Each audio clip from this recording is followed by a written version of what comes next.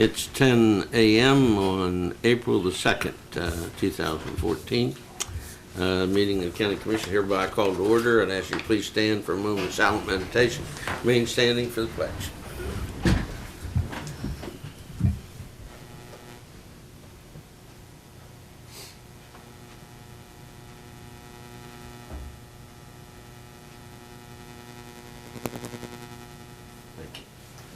I pledge allegiance to the flag of the United States of America and to the republic for which it stands, one nation, under God, indivisible, with liberty and justice for all.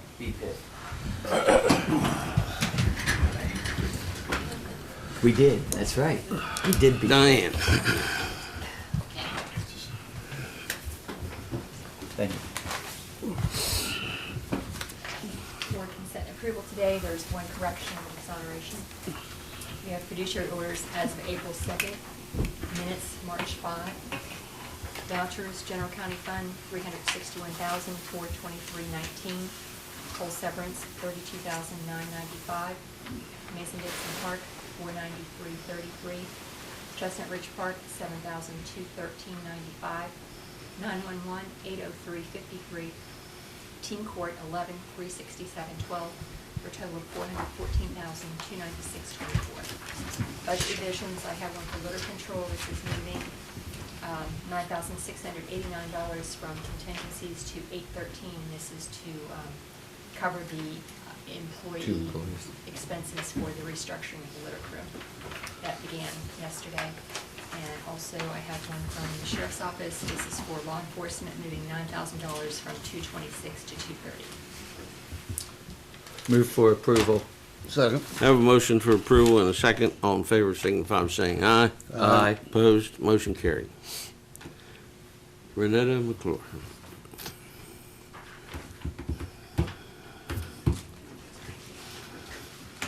Good morning. Good morning. A few reimbursements today. I have two for Canyon Senior Centers. One is from 2012, 90501, and 2013, 833. I also have the HUD grant for MAYSP through the City of Morgantown for February of 2014, $1,004. That's all I have today. Move for approval. Second. I have a motion for approval and a second. All in favor signify by saying aye. Aye. All opposed? Motion carried. Thank you. Thank you. We have on our agenda for 10:30 an executive session, but why don't we go ahead and move to correspondence? Okay. The sheriff's bringing a new employee also. Okay. Well, we probably need to wait till 10:30 before we go into executive session, since that's on the agenda. We But can do that at the end of the meeting if you want. that would probably be the ideal. Yeah. Yeah, so I put it at 10:30. Okay. So we can get everything else out of the way. Okay. Correspondence? Okay, first, we have notice of approval of the levy estimate. This is the fastest it's ever come back. We usually get it the Monday before third Tuesday when we set the levy, but it came back, no problems, no conditional approval. I must have been on the top of the stack. We must have been. They usually on the bottom of the to stack. Charleston. They didn't approve it. Then we have a letter from the Division of Highways, and this is addressing a letter that we sent down there February 7th regarding County Route 73, especially around the Pilot gas station. They're putting it on their list for study, and they hope to be able to place it on the list for funding in the future. I found that interesting because I can actually remember when it was concrete when you drove on it, before they put asphalt on it. That they had the auction barn there and everything. I was a little kid when my dad used to take us there for the auction. I remember the concrete. And I want to thank you for the letter. I just hope that it doesn't take 6 years to get it done, which we're still working on 1/1973. But I do appreciate that, and at least they are aware of the situation. We have a letter from Tactics. It's a all hazards conference training in Canaan. We did this last year. They're only asking for $250 towards the cost of the event, which is usually between $25,000 and $40,000. By asking the counties that have been participating in the past for just $250, they can keep the cost down to the participants. I think this is a good service, Yes. and it actually, they've spread out the cost, so I would move that we approve the $250 for this tactics program at Tucker County. Second. Have a motion and a second. All in favor signify by saying aye. Aye. Opposed? Motion carried. A couple other things. We do have the contracts now for the federal building renovation for signature.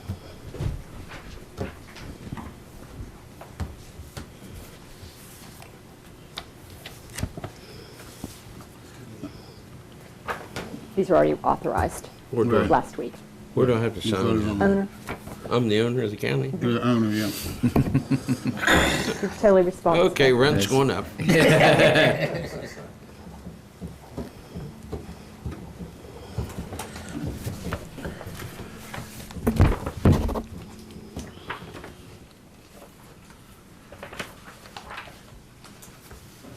And you said there's going to be is it next week? Next Wednesday, I'll get a memo out. Okay. Today or tomorrow to all the elected officials.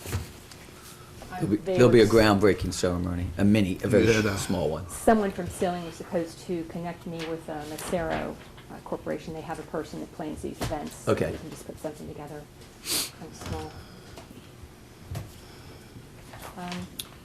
Carrie sent these up. These are the leases for the Mountain Mall space for early voting. Signature. Are the same rates now as last year, or? That I couldn't tell you. Is that in her budget or? She Is has that an election. allocated? She has an election Okay. budget. Yes. We You want should to know how much have a- this is. I mean, if we're gonna sign and approve an expenditure, we need to, or contract even. I can, I don't know how soon she needs these, but I can compare to last Real year quick, and maybe then it back has. next. Maybe it has in there. Probably wouldn't say what it was last year. Okay, $1,500 per term. That's all right. Term is April 14th to May 23rd, 41 days. Electricity, gas, water, and sewer. That sounds like what it was last year. $1,500 per April 14th to May 23rd.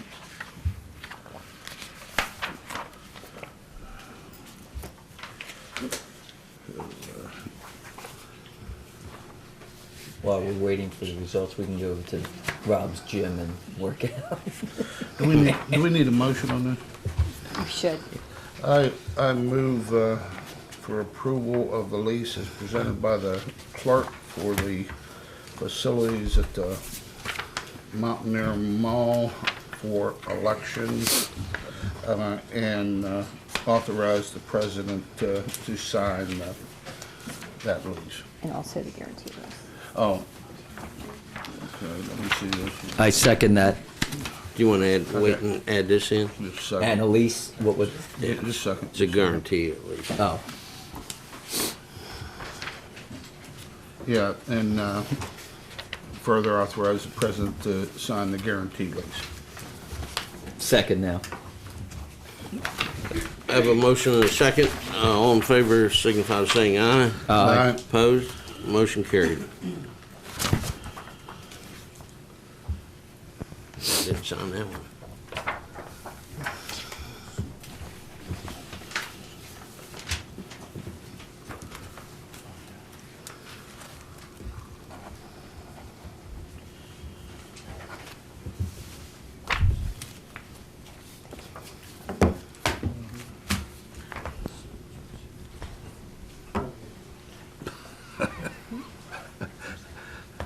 Oh, the other way. Upside down. Doesn't matter. Any other correspondence, Diane? No? Unfinished business. Any unfinished business? No. Any new business? No. Reports from the commissioners. Eldon, you want to go first?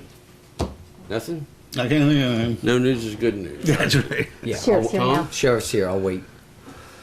He's got a gun. Oh, It's all right, Ben won't give me any bullets. thank you, Sheriff. Good morning. Good morning. Thank you.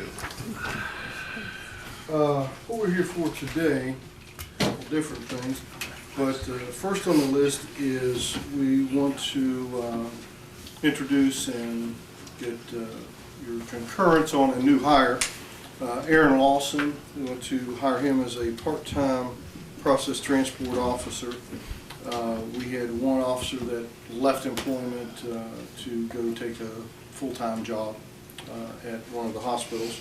So we interviewed Aaron. He's passed all the requirements that needed to be passed. We'd like to start him effective today at a salary of $10.56 an hour, 6-month probationary period, and of course, by virtue of the part-time position, not eligible for benefits. Move for approval. Second? Have a motion for approval and a second. All in favor signify by saying aye. Aye. Opposed? Motion carried. Welcome. Welcome. Welcome aboard. Okay. Yeah, he's got some more. Oh, you have some more, Sheriff? Yeah. I just wanted to give you some correspondence that we talked about last week with the road fund thing. I think we finally have gotten to a point where everybody's in agreement. I know that's hard to do with state government, but That's quite an achievement, Sheriff. To get everyone in agreement. Do you want to bring that up under your report or not? No, I'm not aware of all this. Oh, okay, this is new. this is, This is newest. this is a letter that I just received Oh. this morning from Ora Ash at the auditor's office, basically, and I read it very quickly. To tell you the truth, on my way up here, the other items with that are the correspondence from the Ethics Commission on the one question that we had about contributions or donations to the fund. And this letter from Ora, I think, explains basically Intergovernmental what agreement. we ask. The question is, can we do this in a separate account or separate fund? And Kelly, I know Kelly read it its entirety, so correct me if I'm wrong, but the opinion of the attorneys at the auditor's office is that yes, we can do this. So they're concurring that we can set up a separate account. Very good. Correct? Yeah, yes, Any other caveats? just that it needs to remain within the county. Jurisdiction? That's a good word, thank you. It is still under your, Right.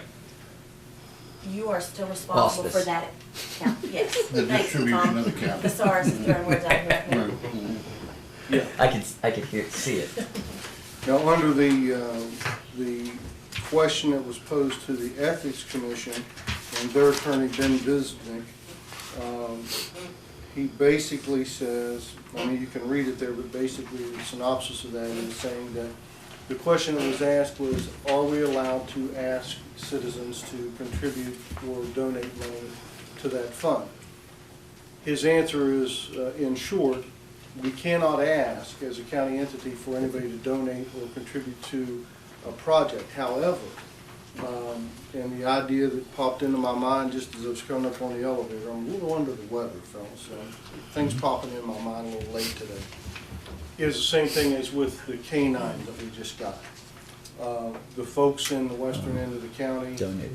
approached us and said, hey, we realize you have an officer out here by himself. If we were to raise money to get a K-9 for him, would it be something that you would accept and allow us to do? And of course, with your concurrence and mine, we said, yes, we would, and they did.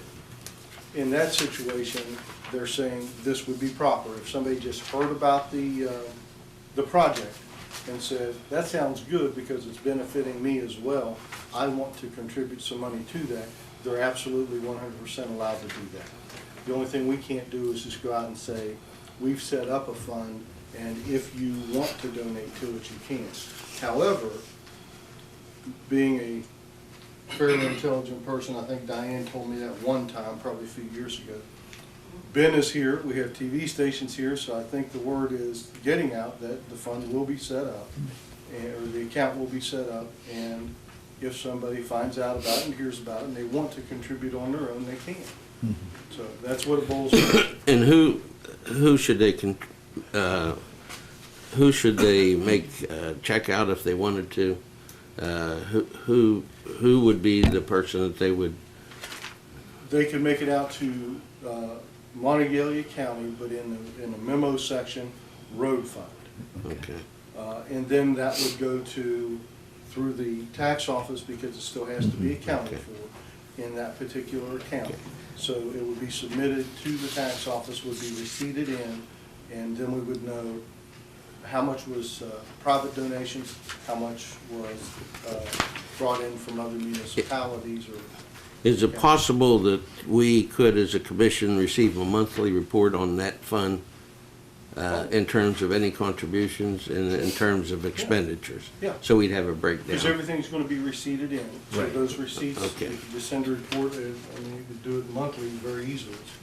Yeah. So we publicly could say that we have a fund established, Yeah. that if someone wants to contribute, that's up to them. Yes. But if they do decide to, they can send it to the tax offices, to Monongalia County.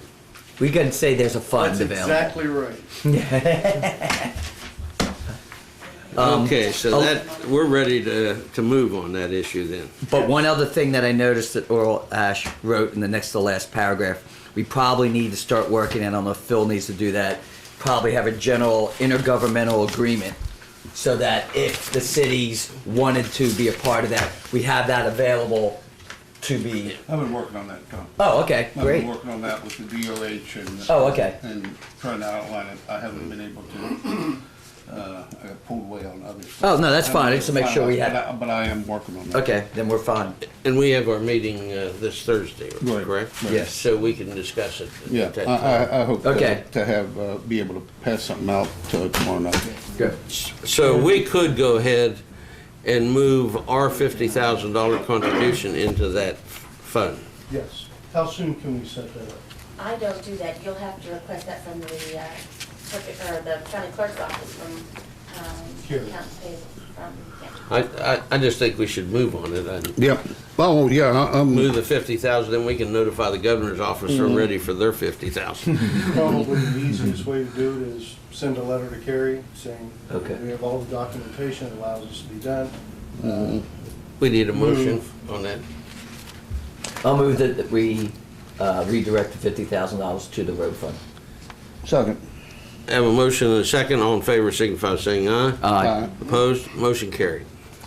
I want to clarify one thing here, because I can see it already. I can see it already. There are going to be people out there saying, Callan's soliciting, Callan's soliciting. I can see it. I know how this stuff is done. And my point, and it wasn't so much on the DARE fund, and I hope no one took it that way. It wasn't. It was just something that popped in my mind because I recently wrote a check to him. Sort of. My point is that what we are doing, based on these opinions, is more like the agency opinion on County Farmland Protection Board. But I don't believe that when we go out, and I went to the Development Authority, and I've done it to Chamber of Commerce, Transportation Committee, and done it to other groups, when I went out and said, this is what we were doing, this is how it works, if you want to donate, that will be matched by the state.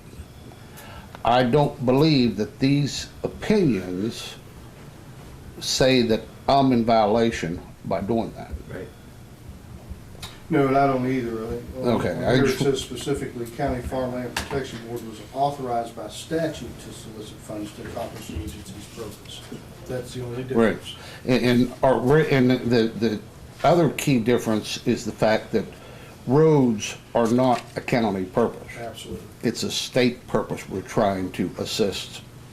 So I just wanted to make sure that we were all on board, that if I go to a group, Rotary or whatever, and say, now have this road fund, and this is how it works, and if you want to contribute, you send it to the sheriff, that is not ethics violation, and at least everyone in this room agrees that. Yeah, I agree with that. I mean, I think we have to spell out the procedure if you want to. I think if you say, if you want to, Yeah. Yes. instead of saying, we're looking for. Right. Yeah, if you want to. If That you'd makes- like, I think it makes a if big I difference. include that if word in, then I'm fine. Yeah. Okay, at least we're all in agreement. You actually did it, Sheriff. Fantastic. There you go. Okay, That's thank why you you're very much, president- Sheriff. That's why you're president of job. the Association of Counties. You get all those county officials to agree on things, yeah? That's very different. Thank you, Sheriff. Okay. Go ahead. Just one item.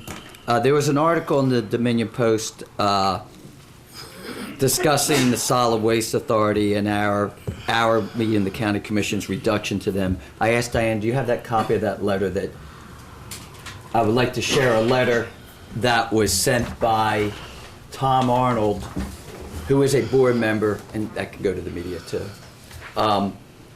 to the other board members. And I think it gives a better clarification of the questions and concerns that we had. There was a meeting that we had in January. We asked the group to come in. And rather than going through all the details, the clarification I want to make sure is that I met with Tom Arnold individually. I believe it's important, as the other county commissioners do, that transparency, that everyone knows why we're doing certain things and being upfront and honest. And basically, the clarification is that the commission sees recycling and this program to offer it as a public service. The Solid Waste Authority has other ideas and possibly wants to make money off of it. We had some questions and concerns. That's my opinion. If you look at the letter, on 3 separate occasions when we voiced our concerns in the direction they were going, they made it very clear that they did not have to report to us and they did not work for us. Our concern was that one of their future plans is to build a $45 to $50 million, trash to power, Waste to energy. waste to energy program, which we, the county commission, were going to have to levy funds for or bond. And then they would bring in trash from not only this community, but from out of the community and out of state possibly to fund this. It was a concern we had. And that's where the response was, well, if they wanted to do it, they could do it anyway. So again, there were some concerns that were brought up. I think that was one of the major areas. The other area was the recycling program that we were hoping to jump on board, similar to what the city of Morgantown did, which was a one-stream or multi-stream or some sort of program. What was it called? Single stream. Single stream program. And we had learned that several times the individual who collects the garbage had gone in to work out some sort of a compromise program, and they were not interested in it at all. So basically, we were very aware of what the Solid Waste Authority was doing. We have voiced our concerns, and I will say point blank, I'm very disappointed that after that meeting, we believed, or I believed, that they would go back and discuss our concerns at a board meeting. They were never discussed. So therefore, it was making it very clear that they were going to do their own thing with or without us. And we wanted a clarification and concern that we see this as a public service, and we're very concerned. And I don't know if any other commissioner wants to bring up, but I just wanted to get a clarification so you could see this letter that went out to explain more to the public. The bottom line is this: if the public wants the county commission to build a $45 million, I apologize again, what's it called? Waste to energy program and have garbage trucked in from out of state, then I'm sure the three of us will reconsider it. But I can tell you, I'm not interested in that. Thank you. I don't have any further comments. Enough said. Can I need to say a couple things. Sure. Sure, go ahead. Because I want to make clear that what Tom Waller wrote in here was Commissioner Bloom's position on Right. things. One of the things that was stated in here was Commissioner Bloom informed me that our funding was being cut from $130,000 to $50,000 for the next fiscal year as a result of that presentation. I don't consider that true at all. We've been looking at ways to cut and refinance, and we've been examining what was done and how it's being done. Solid Waste Authority has changed drastically since they adopted the Morgantown single stream program. It was not just simply as a result from my perspective, You're right. and this is me talking, I want to make it clear, it's not the commission, it's me talking, that the transfer of the litter control crew has always been a problem, it's been a difficulty. It's the best way to handle it. Trying to streamline it, make it better, make it work better, get them out of that. When we look at things, we try to figure out how it's justified. So it's not the result of one presentation. Mm-hmm. So I disagree with that. Second, I don't necessarily have the same dissatisfaction that Commissioner Bloom has on the waste to energy. I think my particular response to them was early in development. You got to meet all kind of EPA requirements. You got to meet all kind of other requirements, protection of the environment, not only protection of the environment and the people. And I'm pro new ideas, new ways of doing things. So I'm not totally dissatisfied. It's just so early that I just disagree with that. That's not really my position on that. And finally, I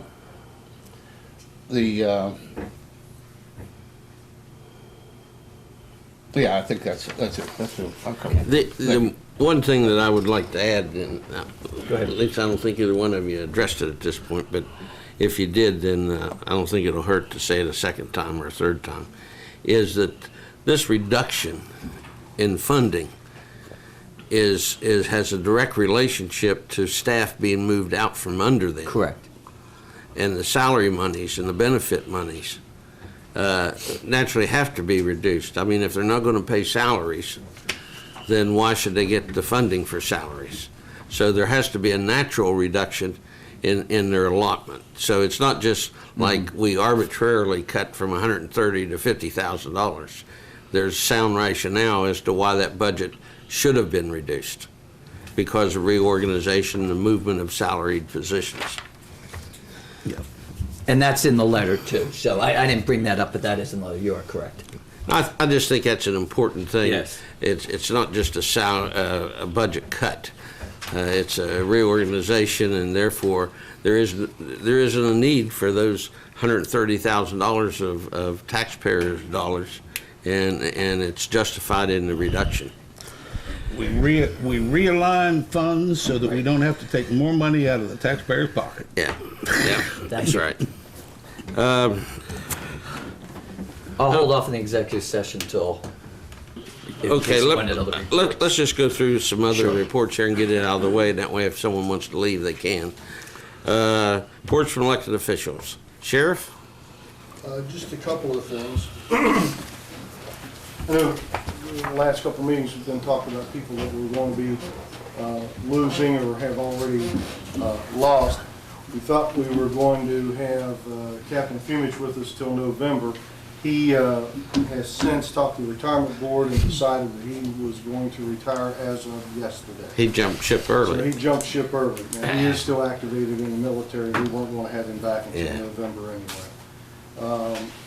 We just received a couple of days ago a retirement letter from Lieutenant Gidley, Roger Gidley. He will be with us until the end of this month, so he'll be retiring at the end of this month. And of course, Nick's in the academy trying to live through his second week of the state police training. We do have the two deputies, Walker and Ambrose, that will be graduating on April 25th from the academy, so we'll be going down for that. Then they'll be in a 7-week field training officer program once they get back to evaluate how they're doing, how they're handling calls, if they need any remedial training or anything on anything. And then the field training officers will get together with Perry and I, and we'll go over their training and see if they're ready to be released on the road by themselves to handle calls. And then even when that's done, they'll be shadowed by a supervisor for about a month, just to make sure that everything's okay. So we are in the process of trying to hire 3 or 4 people because everything seemed to happen all at once. So that's where we're at. Okay. Sheriff, just as a request, we have on the work session, 11 o'clock, Gina Mayako regarding nuisance law. If it'd be possible for you to be here during that discussion, we'd appreciate it, because I think your deputies have patrolled out there and even went on scene, I think, about neighbors and noise and that kind of stuff.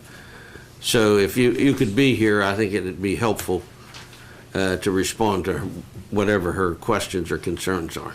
Do you happen to have an address so I can get some information faxed to you real quickly? I think it's Evergreen. It's the road that Stewartstown Road and Point Marion Road join, and then there's a little service station or a repair shop on the left. There's a road that goes down over the hill. I think that's Evergreen. You're talking over Denny's? There used to be a Yeah, Denny's yeah, gas that's station there. Pine Crest. Pine Crest Development. Okay. okay. Thanks. Mark, accessory, anything? Yeah, Monday, myself, Chuck, and Jeff spent the day down Raleigh County, looking at their assessor's office and some of the technology that they've been doing, just to get some ideas and show what we've been doing. Very good. It was a very good meeting, looking at, they just finished their judicial side, so they gave us a tour of the complex of how they're expanding their offices there with their setup. So it's a nice little setup. If you've never been down there, it's well worth the trip to go down and look at how their complex is set up for their whole courthouse system there and how they do that. Where's that at? Raleigh County, Raleigh. yeah, down Beckley. So it's a little different because their commission's not in there. It's separate from the courthouse. So. Yeah, that's what they did in Preston County. They did it reverse in Preston County, where all the county offices moved out of the courthouse, and they moved all the courts, the magistrate courts, family courts, everything in the main courthouse. Yeah, and it was nice how they had it set up, because when you went in, you've got your assessor's office and your tax office side by side. All together? Yeah, they have that right there, and being the last day of the month there for the discount, you know, everything was busy, so the individuals had that opportunity to go from this office just 3 steps down to the other one to get their stuff done. So I like that. That's a nice setup there, but it was a good visit. Okay, thank you. Kelly, anything? I just want to remind everyone that this is the last month to pay your taxes. They become delinquent May 1st. Okay. Diane, anything else? Just a reminder, tomorrow night, our city-county meeting. Bobby? Yeah, I have one thing. I'd just like to show the commission the construction sign we're going to put over at the baseball field. We all got together and we didn't accept the first one because it didn't have the city of Granville on there. I guess Ron left already. But we wanted to make sure, since it was in the city of Granville, that they were recognized the same as everybody else. So Good. that's what we're going to put over there for It'll be them. quite a facility. We're working on it. Anything else, Bobby? No. Renetta, anything? Jamby? No, sir. Janet? Ben? Comments from the public? Yes, sir. Would you please stand and state your name and address, please, for the record? My name is Guy Panrell, 763 South Hills Drive. And the reason I'm here is on May 10th, the letter carriers will be participating in their 22nd food drive. And I guess I would really appreciate if we could get some type of proclamation, say maybe around April 30th. The city's going to help us out, I guess the Tuesday before the Yeah, you might want to give that to Diane. Tuesday before the food drive. So if you all could maybe help us the week before to get started, where people will have a couple week notice that Sure. what we're doing. And Sure. all the food stays locally. We are involved with all the food pantries around. Normally we pick up probably 12 to 15 tons of food. We would like to hit the 20-ton mark this year because there's definitely a need for it. And I've been retired for a couple of years, but I've been the coordinator for the last 17, so I So appreciate you just helping. can't retire from it, huh? You know, we're involved in the fall too with the WCLG food Right. drive that they have, the holiday food drive, so we do it twice a year. It's You a have to put back worthy into your cause. community. Worthy cause. Yeah. Well, appreciate your help. Okay. Thank you. Thank you Thank for you. doing this. PANRELL. Guy, G-U, I guess. Would you like to come back that day and read this? Sure. Thank you, appreciate it. Get his phone Does she have number. a phone number? You have a phone Guy, number? can we get your phone number? 304-276-2917.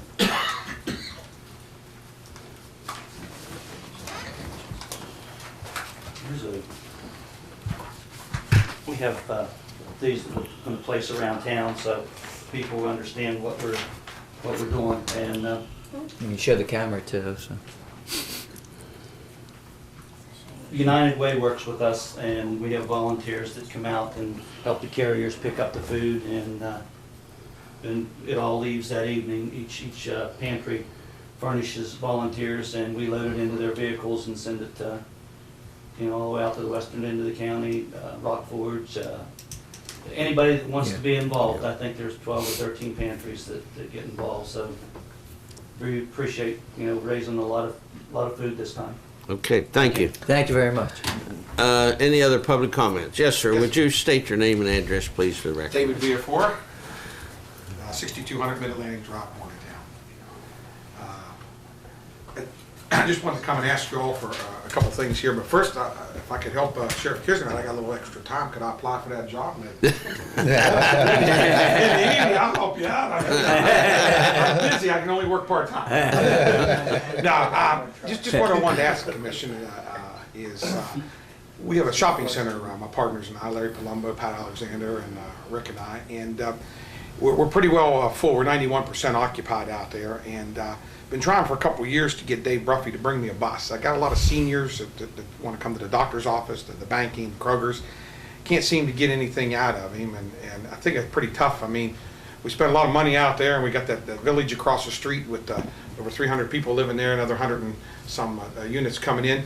All that we're asking is if somehow we could, work, sometime in the next 6 or 9 months, we'll be full. I'd like to see a bus there. It keeps traffic off the road. The highways department, we spent $2 million on the intersection. We had no TIF.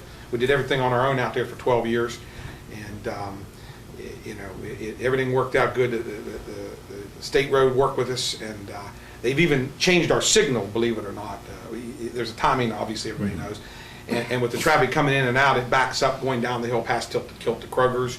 And that they've as we contact them, and they said just contact them again, and they'll keep an eye to give us more exiting and keep the traffic flowing. But one thing I can say is I appreciate if we could look into some kind of a little extra bus service, something. I mean, just even one time a day. Yeah, let me, just a moment.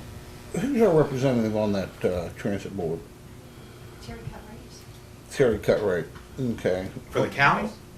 Yeah, I'm trying to figure out who we appointed. We got, what, two? We got Three three appointees. appointees? Terry cut rate? Terry, Do we have a joint one with the city of Morgantown? In fact, we interviewed it.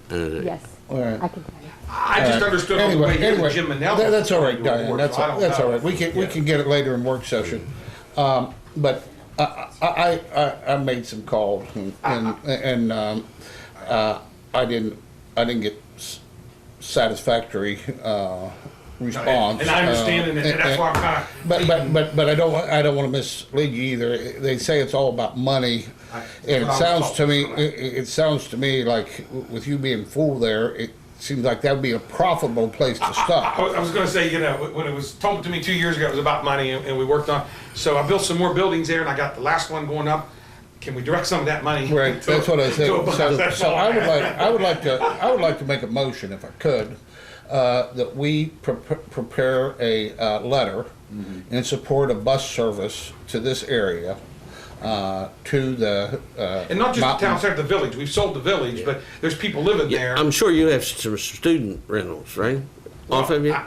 He stops at one, yeah. And again, a lot of my banks, believe it or not, even put in there, I have to have a bus stop, and I set it up. They won't come through Metro Towers right now. But the There's reason 300 people. the reason I asked you that question is that WVU has an agreement with the bus system to pick up students for free, and if there's students along that route, then there shouldn't be any reason why they shouldn't come on. But they tell me the buses Right. are full. It's like on West Run. We built that complex. Well, people like to leave their cars I parked. got that same response, was that the Yes, sir. buses that go through there, they're full full. by the time they get there, and they don't have. This is the And it costs more money to send a dedicated bus to there. And you bring up a good point, that there's more revenues. I'm building more out in Cheat Lake, we're building more in town, and this is a great thing. And if they want some density and they want traffic off the road, since we don't have the infrastructure, if we could somehow direct, some more money towards some buses, that's. I think the it's fact- very important that it's proven that they're full. I mean, that's the greatest problem. See,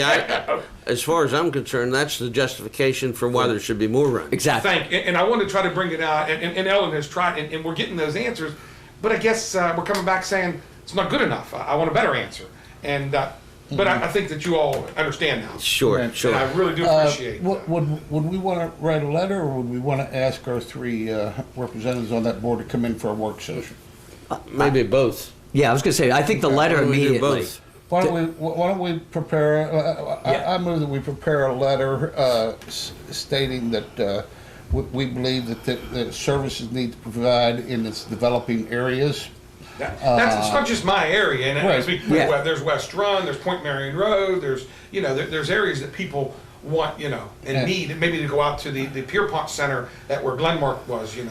There's plenty of business, Lowe's, and that we encourage them to look hard about adding buses or whatever, and to advise us of their determination, and also set up a work session with our three representatives on that. Clement Solomon and Jim Manel are the other two. Okay. Okay, that's my motion. Yeah, I'll Motion. second. Have a second? And also, what I'm also thinking is, with the changing landscape, also with people, we're trying to get people more downtown without cars. They're going to need buses to go to these facilities. So it only makes sense, and I agree with you. I think it's a positive problem that they're full. That means there's an interest. Wonder how much more there is. So I think it makes a lot of sense. Also, for those businesses going out there, you want to bring more people out to those areas, and it only makes sense. Well, I think there's a direct link to, you would know better than I, direct link to economic development. Exactly. If you don't have the infrastructure, if you don't have the bus service, I have more. See, and the reason I'm really coming now is because my office out there, Michelle Kruoff, has been running the office, and she got seniors going, we want to come to Kroger's. Yeah. We want to come to the doctor's office upstairs. Right. We can't wait for a cab, and there's not enough cabs, so if that bus could come through, but again, I've made my point. Thank you, okay, gentlemen. thank you. Thank you. I have a motion and a second. All in favor signify by saying aye. Aye. Opposed? Motion carried. Any other public comments? Yes, sir. Would you state your name and address, please, for the record? Good morning. My name is James Giuliani, 256 Prairie Avenue. I came here a few weeks ago, and I just wanted to come and sort of follow up. Winter time came. Everybody's sort of that way, so I just figured this wasn't something that was going to be resolved. What we're speaking of is private-public developments, West Virginia University and the private developers, in this case, College Park, University Place, Evansdale Place, Evansdale Park, the Intermodal. There's developments totaling close to over 300 million total that are public-private partnerships. That being said, on the table are close to at least $4 to $4.5 million worth of tax dollars for the Board of Education, the cities and county. That being said, I think we're to the point that maybe we should move forward. I think there's been times where the private developer has come in and talked with either all of you or individuals, and certainly I came in, and Dave's here today, and he's probably one of the biggest property tax payers in the county. And what I want to say is that we're all in agreement of how we are and where our stand in this, okay? We want to make it very clear, okay, that we feel that these projects should be paid property taxes. That being said, we know, we're very clear, we're very transparent on where we want to be on this. What we don't know, and what's never been clear to either the county, the city, or anybody, the public, the media, is how these projects took place, how they're actually designed, and why they feel they should be resolved of property taxes. It just doesn't make any sense to me. And of course, this is not at the county level. If there is projects in the county that are outside the city, and I don't know that there are any, they should then go before planning, just like Mon General Hospital had to, also a nonprofit. So these are lots of things, and so I know that you all, with your due diligence, and I certainly appreciate this, have sent certain things on to other bodies to look for opinions and things like that. I think that we're unique in West Virginia. We have the luxury of having this problem, okay? But it's a huge problem. No other city in the state of West Virginia is going to be developing and dealing with $300 million of private-public with this kind of tax dollars on the table. So that being said, this needs to be an open discussion, because what the university also says, we have no money to fund projects ourselves. So this is the way of the future that we're going to be doing. I think they've had discussions with Dave. They've had some discussions with myself, preliminary discussions of doing certain type of project. What I'm saying is we need to address this now and look at the total picture. And our problem is unique to West Virginia, but it's not unique throughout the country. We have other universities dealing with this same issue. Gordon Gee came from Ohio State University. They're dealing with this. They come up with comprehensive plans. The University of Kentucky at Lexington are dealing with these problems. They come up with systems and plans. Drexel University. These are just examples. Excuse me, they're also, if you don't mind, they're also LLCs, they're not 501c3s. We have all the evidence, and Mon General's now called us and come to us and saying, why are you making us pay taxes? We're leasing you the land, we're exempt. This is I said, no, big. we own this. You have to pay the taxes on the personal property. And now Daryl Duncan's going, well, that doesn't make sense. If the private part of WVU's joint venture deals aren't paying, then we're not going to pay. And I said, yes, Daryl, it's in your lease. You have to pay. We promised. We're leasing the land. Anything above the ground, personal property's got to pay. Let me share with you, too. I got a phone call the other day from someone, and I've never really thought about this, but he had some concern about the University Town Center and the construction that's going on up there by the university and the physician's office center and those kinds of things. And he said, Bill, he said, that's a TIF district. Now, if non-profits, so-called non-profits, non-tax-paying, develops in the TIF district, then it defeats the purpose of the TIF. Because the TIF's whole basis is that the development that takes place will increase the taxes to pay off the TIF.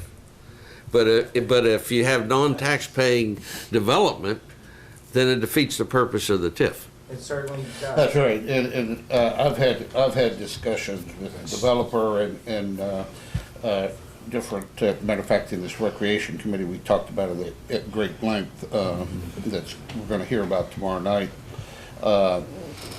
The fact that we've got to be very, very careful. I understand why you have an attraction a one-made attraction to draw in people. I can understand that. But we gotta be very, very careful on the west side. That truly is tax-paying entities in development there. I don't see any houses there. I don't see any other sport complex, or I don't see it in there because of the very thing that you just talked about there, that it defeats the success of the TIF. The low-paying or non-paying entities need to be outside surrounding the TIF, but not in the TIF itself. Who bought the bonds? And that's the thing, the developers bought the bond. This is a game being played throughout the country, and this is our concerns with when, you know, and I'm kind of changing gears, where Cane Corps, when Jimmy and I argued about Cane Corps 7 years ago, there's another deal trying to take over VFW and build a 200,000 square foot building on 26,000 feet of land. The city's thinking about getting B&O tax and some money, but they're not thinking ahead to find out what they're really getting, because these developers come in and take their fees. And that's what a lot of this is about. We went and offered to build WVU that stadium for a lot less, non-prevailing wage, turn around and finance. It's called a credit tenant lease. We can do things like that. We're working on a prison in Fayette County right now, and I've also offered to the city we can do this airport runway expansion and finance it through insurance companies and pension funds, and a lot less fees. Design, build, there's ways to do something. We could even get into doing schools if we could pass legislation, but I can't get it past the school board. Yeah. You know? Was that with Argenta and Bill Stansbury? Like Bill, our deal didn't go through with Bill, but it's gone through with some other company. The large pension and insurance program and that has these are the tons biggest of things. money. That's right. And they do private-public. You save 20 to 25%. It's just cut and dry because it's owned by the private part. Now, there are non-tax paying, like a prison or a municipal building. That can all be done. That could have been done on the Staggers building, you know. But we're learning a lot more of this because they're going to private developers that can get it done, and get it done in a time frame and in a cost number. And that's what's really important. But I'm glad that that's finally been brought out and enlightened, because you have to have something paying the bonds back. Charles Point did it, and did it correct. They've got between a $300 and $400 million sales tax and property tax TIF. They've used about $125 million. We're up there developing. We've developed probably $20 million up there. We're going across the street from the hospital and develop now. The problem is up there is the growth's slow. It did grow from the FBI and over there, so they can't pay their tax, their TIF bonds back. So now they're renegotiating, they're redoing this, but whether it's slow and they can't pay them back because they're building 20 houses a year or whatever, 10 townhouses, or it's public and there's no, you know, we have to watch why. We have to work with WVU. We have to work with the big companies here. I'm for taxpayer. If you brought a company in here tomorrow and you gave them a 10-year tax abatement, I know there's a lot of senior developers that have developed longer than me. Well, we didn't get a break, they shouldn't get a break. I'm for giving anybody a break to bring people to town. Because if it's a new deal, it's a new deal, but not in the same business that's competing and taking from the community, something that brings to the community. Okay, I think Mr. Giuliani eloquently stated the last time and this time. He brings up an issue, and even the private developers and the university did say, this is the wave of the future coming together. And I know it's treading in new territory. Since we have that intergovernmental meeting, and it's booked this time, but we meet like about every 2 months, I would like to consider putting that on the agenda and getting the information to try and at least and get everyone there to at least discuss it. And I think there's no decisions going to be made, but I think it needs to be publicly said, and I'll even ask West TV if they would be there too, because this is an area that we're going to have to deal with. Unfortunately, things that are coming out from the state are, you know, it's one side or the other side, but I think we need to have all the parties there to discuss each side and the concern, because, and even about the TIF district is a whole nother area that we didn't even bring in. That would be my recommendation, because it's in the city of Morgantown. It could happen in Westover, it could happen in Granville, but we need to, not only us, but I'd also like to invite the delegates at that time, because they're the ones, I think you had said it before, Eldon, they're the ones, if there's going to have to be a change, it may have to come from that level. And that is how we need to look at it. Now, hopefully we can start finalizing, because I don't think we've gotten any official documentation I yet. can back- report on that, Tom. Oh, okay. The last time I was in, So Jimmy brings up a good point, though, that we are unique in the state, that you're not going to have 50 or $100 million in any one area, let alone 300, and there's even more to Right. come, and we have to plan. And what's right or wrong, bottom line is they are a LLC. They are not a 501c3, and the future is, I don't know the exact number, but I'm pretty close. I believe 55% of this county pays taxes for 100% of it, because we have In government the city of schools. Morgantown, I think it's like 54% Yeah. is not. And we can't continue to grow without taxes. Yeah, that's why we need to bring this all up and, I mean, have all the issues discussed. I will tell you one thing, and then I'll let Eldon go. The one thing, when I talk to several people in the State Department and some of the attorneys, they said, even though what is being done in other states will not affect what's going on in this state. That is their interpretation right now, but that doesn't mean it's an official. I'll let Eldon. And that could be. I don't want to Yeah. cut everybody off, but I we have another appointment coming in 5 minutes, so Yeah. we need to sort of close this out if we can. right, I was going to try to address two issues. Well, actually, two issues, and Tom is talking about really two issues. One is, what is the law currently? Right. How is it set up, and what can and cannot be done? The second issue is what Tom was talking about. What should the law be, and what should it reflect, and what changes need to be done? So you got two issues here, and I just wanted to report. I don't know whether I reported last week or not. I think maybe I made slight mention of it, but when I was in Charleston last time at the State Tax Department, after our meeting on the University Town Center TIF issues, I had a brief meeting with Mark Morton, the General Counsel for the State Tax Department, and he is prepared to prepare answers to numerous questions that the sheriff and I and Kelly have met with WVU and their people about getting those questions, and they all relate to your questions, your same type of questions. And he informed me that as soon as he got all the questions, he would expedite those answers to us. Okay. Would you mind if I would forward my questions to make sure they correspond with yours, to make sure we... Yeah, you feel free to send me. Mind, dude? My email's eldonc@msn.com. And that way we'll Just email make it to sure me. that your list and mine, we're not missing anything, because you probably have things that That'll be maybe I fine. missed, and that would be wonderful. Just email me those questions. Just a note to end this up, I also approached the Board of Education because obviously they're a player in this, okay? And obviously I know funding issues come up all the time, levies, which we participate highly in and such, as the rental property owners, double taxation in the sense of what we pay and things like that. I wanted to talk with Mr. Devano, the superintendent, or anybody with the authority or with the wherewithal that handles the financing, and they told me that there was a window maybe 3 weeks out that they didn't have time to talk to me. So I just want to share that with you, as how pertinent they might think this is or such, because I would think that a Board of Education that, you know, operates on these type of dollars and things like that, they would have an interest in this. And when they didn't express a true interest in this, I was quite surprised. When the excess levy comes up for vote, they'll talk to you. I know. we look forward to that conversation. I just want to give one more thing, if you didn't mind, and we'll let you go. Sure. I think you got a copy of this before, Tom. And Yes. yeah, and you know, that my brother wants to address that, you know, with the chamber and them, because of the situation of, is it gonna lower or is it not?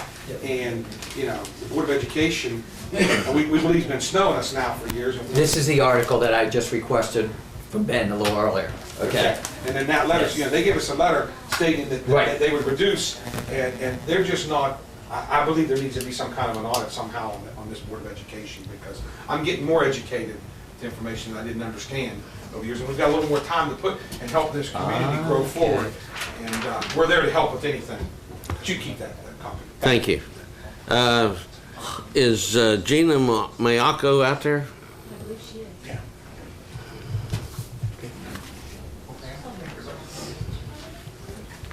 Interesting, the current rates. Yes, ma'am. You can come up here if you'd like. Oh, I get to be in the front? Yes. Okay, great. Thank you for taking time to talk to me today.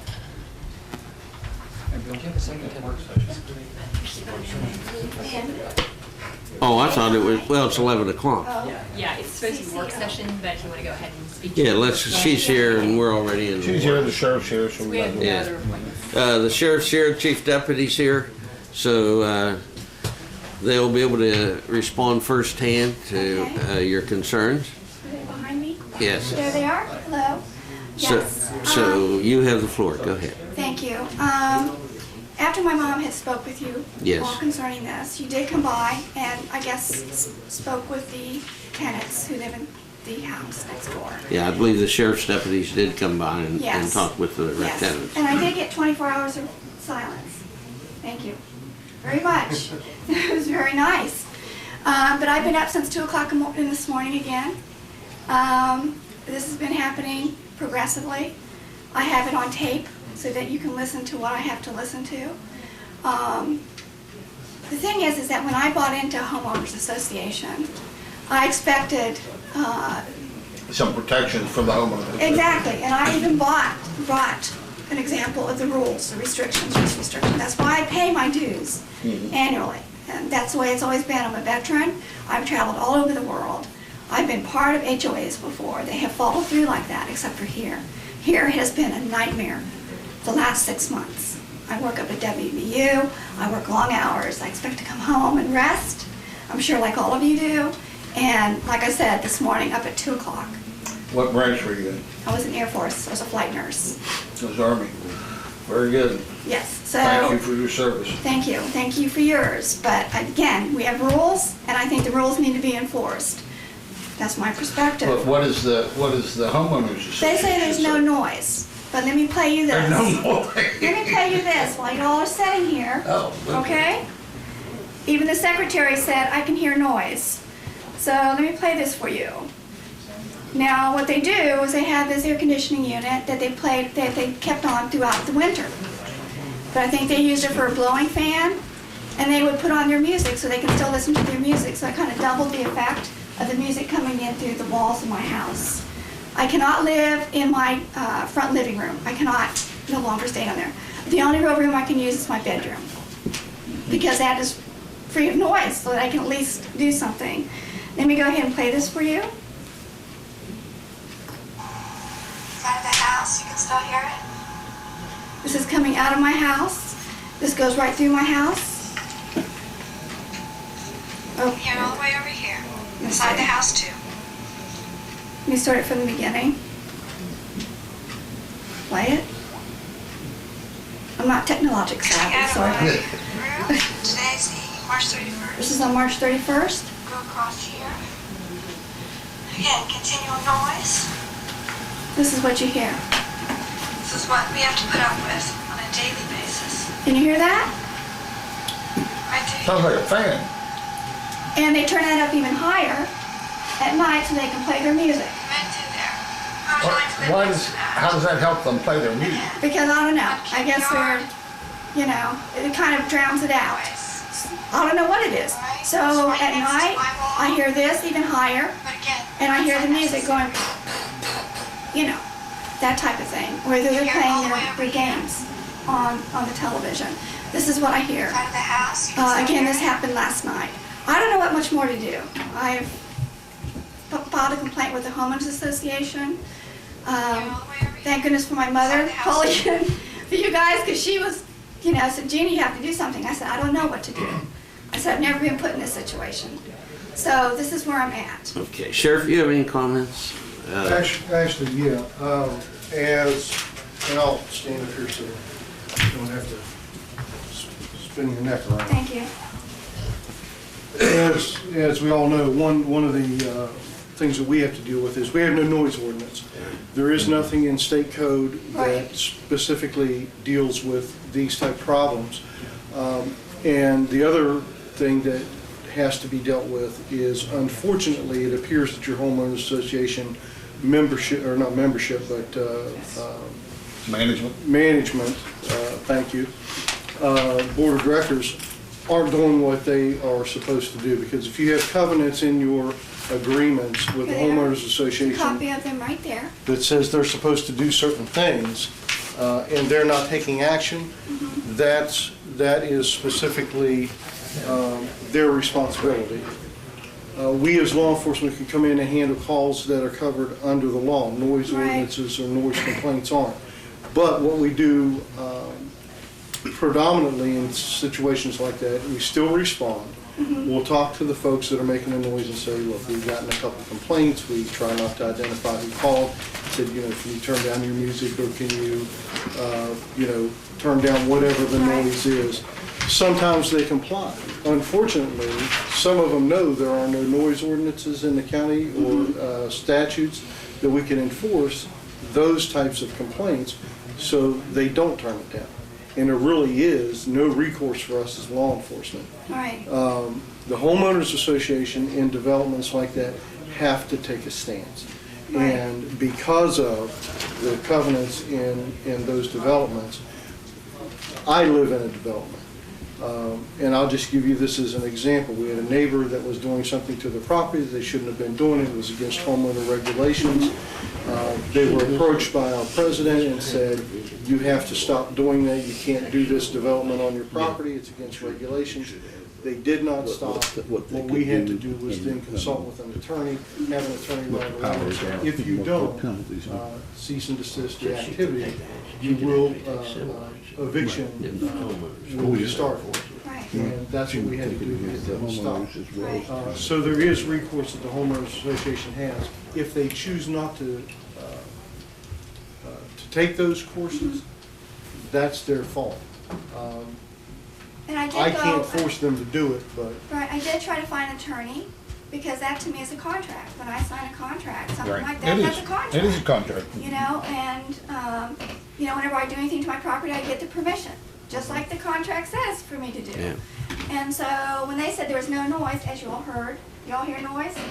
Yes, there is noise. They said, well, we talked to them and there's nothing we can do about it. I'm like, what do you mean there's nothing you can do about it? You know? There should be enforcement clauses Yeah. in this. I realize this is just one page. Right. But there should be enforcement clauses and penalties for violations. Right, and then I tried to find an attorney to help me. That was impossible. I could have none of them return my call to at least help me. So if you know of somebody, please let me know. I mean, that's another thing. You know, so I kind of feel lost right now. I would like to be able to go to my house that I pay for, that I pay taxes on, which in reality just was about a month ago I got a letter saying that my property tax increased greater than 10%. And I thought, boy, that's like salt in the wound right now. Yeah, it sure is. You know, and so this is what, I need some help and I don't know where else to go. And that's where, again, if the homeowners association leadership isn't going to take a stand, I don't know what the answer is. I have to be quite honest with you, because what we can deal with as law enforcement is what we're allowed to enforce that's in statute. Right. Yeah. How can we get that changed though as a community? Because I'm not the only one. I've talked to other people who work at the health sciences. Yeah. Professionals who have moved outside of Morgantown because of the issue of the noise. We work long hours. And now, of course, the students are moving outside the city limits. They're encountering the same thing. And so, how do we change that? The only way to really get something that's enforceable is to have the legislature enact a law that says. You can ask for them, but You know, unlikely. and I'm sure it would be extensive, because it would have to deal with a lot of different things. If their actions were You know, it's in effect between this time and this time. Recognizing most people work through the day, but if people work at night, Then you should make. and I know your frustrations when I worked midnight shift, and go home and try to go to sleep, and my neighbors were up cutting their lawn Yeah. and doing something. It's difficult, so I But don't I know understand how that, they would though. develop that. I understand that cover there was someone's mowing their lawn, but not 24/7. Yeah. You know, there's quite a bit of difference there. But, you know, if you have any ideas on which way I could go, I would appreciate that, What so I I can would- stay in my house. The best advice that I could give you, unless commissioners can think of something else, I would get a hold of your legislators that represent you in this county, both in the House and in the Senate, and explain to them what your problem is, write them a letter so they have something in writing, and ask for their assistance in maybe developing a law that would cover a noise ordinance. Or not a noise ordinance, but a noise statute. Okay. All right. You, you need to look at the whole thing. I'm sure there's enforcement provisions. There also should be provisions in this homeowners association, because when I was a magistrate, I had them in a few cases. If you're paying dues, you pay annual dues or monthly Yes, dues? annual. Annual dues. If you're paying dues, you're paying those dues under the proviso that they are going to enforce this. Right. Okay? So, you can bring actions against the people that are violating as well as the association itself. Your difficulty, as you've already found, is the cost of hiring an attorney to do it, because it becomes quite drug out case. But it's also one of those kind of cases that if you have 2 or 3 or 4 or 5 homeowners suffering with it, you might be able to recruit them and divide the cost up, and then it wouldn't be so much for each one. And if the board of directors are egregious in their refusal to enforce it, such as they're not going to enforce it because it's their son that's making the noise and they're not disclosing that fact, you know, then you could possibly get your attorney's fees back as well. But it's that's unlikely, but that's a possibility also. Okay. Thank you. I guess that's it. Yeah. All right. Thank you very much. Thank you. I think we need a motion to go into executive session. I move to go into executive session to discuss personnel issues. Second. Okay, I have a motion and a second to go into executive session. Just for clarification, because I know I'm required to do this, it'd be the county commissioners, Diane DeMedici, and then at separate times, Renetta McClure and Jamie.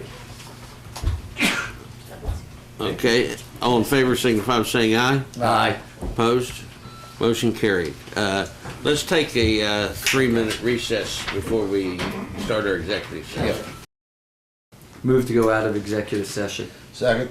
Motion to move out of executive session and a second. All in favor signify by saying aye. Aye. Opposed? Motion carried. We're now back in regular session. Move to adjourn. Second. I have a motion to adjourn in a second. All in favor signify by saying aye. Aye. Opposed? Motion carried. We are adjourned.